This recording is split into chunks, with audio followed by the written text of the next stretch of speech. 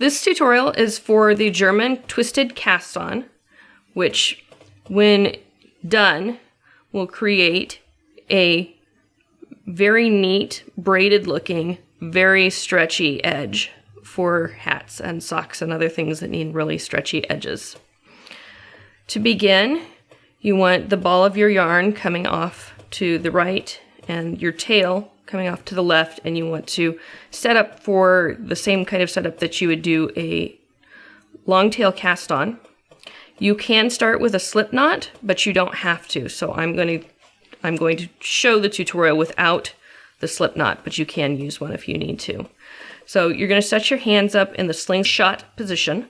So I have, again, my tail is coming off to the left, and I need as much tail as I would need, a little bit more actually than if I'm just doing a long tail cast on, and then my ball is coming to the right. So I'll set my fingers up in the slingshot position. And for this first stitch, I'm just going to bring the needle up underneath the yarn that's coming between my thumb and finger, and I'm just going to pinch it there with my thumb, and that'll actually be my first stitch. Some people like to twist the yarn before they begin, and you can also do that if it makes you more comfortable, but that first stitch will remain if you just hold it there. So I set my fingers up in the slingshot, put my first stitch on there. Now the needle tip is going to come to your left. It's going to go underneath both of the strands of yarn that are going around your thumb. And then the tip of the needle is going to grab the back yarn. It's going to come over the top of that and then down underneath the other yarn. Then we're going to come over to the yarn coming from the finger. So we're going to move the yarn to the right and use the tip of the needle again, going over the top. And what you see here is that twist that's been created has made a little opening right here. So you almost have a figure 8 coming from your thumb to the needle. And you're actually going to the yarn that's going around your finger that you bring the tip of the needle over and grab is going to come through that hole that you've created right there. And then you're just going to let go with your thumb, and you can tighten it down. So you're going to tighten each stitch as you go. So now I have 2 stitches on the needle. The first one that was just the loop that I held down, and then my first. So I'll show you again. Fingers in the slingshot position. So each time you tighten it down, you're going to have to reset your hand. So the needle tip is going to come to the left, under both, and then down over the strand that's in the back, and bring that forward. And then come to the right. The tip of the needle is going to come down over the yarn going around your finger, and then it's going to pull it through that bottom hole from that figure 8 that you created. Now you have your stitch on the needle, and you simply release the thumb and then cinch the yarn down.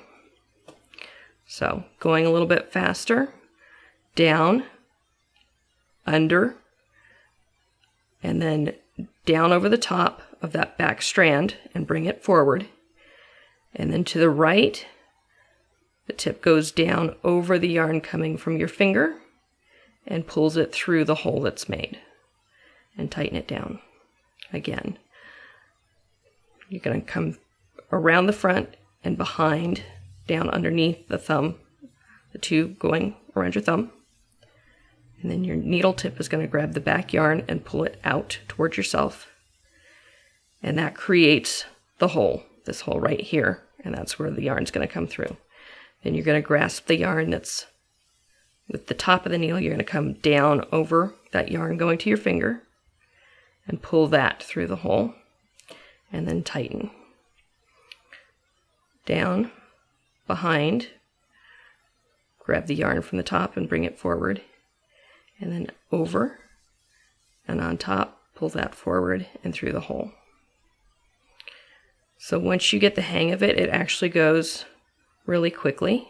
Under, behind, pull out, over, pull through. Under, behind, pull out, over, pull through. Under, behind, pull out, over, pull through. Under, behind, pull out, over, pull through. And once you get going,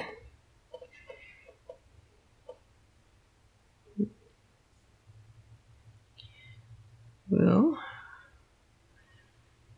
You want to ensure that you're routinely tightening each stitch the same amount, or you may end up with a little gap like I have here.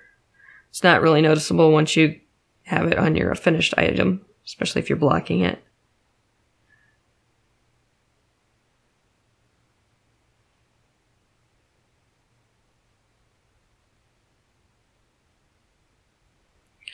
And then the finished product is this braided edge that's really stretchy.